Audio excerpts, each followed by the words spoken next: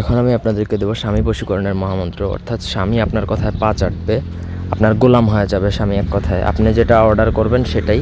এটা সেই সকল স্বামীদের জন্য প্রয়োগ করা হয় যে সকল স্বামীরা অনেক বেশি অবাধ্য, পরকীয়া করে, দুশ্চরিত্র হয়, সংসারের প্রতি অমনোযোগী, নেশাপানি করে। এই ধরনের স্বামীর জন্য এটা প্রয়োগ করা যায়। অন্যায়ভাবে এটা কোনো প্রয়োগ করবেন না। আর এটা যদি একবার কারোর উপর প্রয়োগ করেন তাহলে সেই স্বামী এক কথায় আপনার পা চাটবে, আপনার কথায় আপনার গোলাম হয়ে যাবে। আপনি যদি উঠ বলেন উঠবে, বস বললে বসবে, এরকম হবে।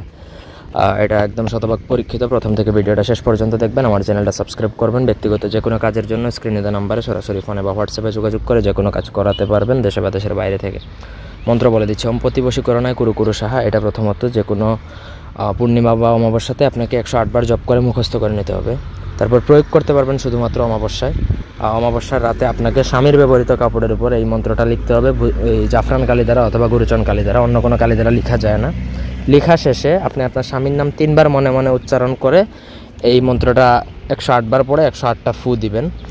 মন্ত্রও লিখবেন, আবার ওই মন্ত্র পরে ফুও দিতে হবে সেই কাপড়ে। তারপর সেই কাপড়টা যে কোনো শরবত, জুস অথবা পানির মধ্যে বা যে কোনো তরকারির মধ্যে ডুবিয়ে যদি আপনার স্বামীকে যদি 1 ছটাক পরিমাণও খাওয়াইয়ে দিতে পারেন তাহলে সে সেদিন থেকে সারা জীবনের জন্য আপনার গোলাম হয়ে যাবে, আপনার কথা উঠবে বসবে, এক কথা আপনার দাস হয়ে যাবে।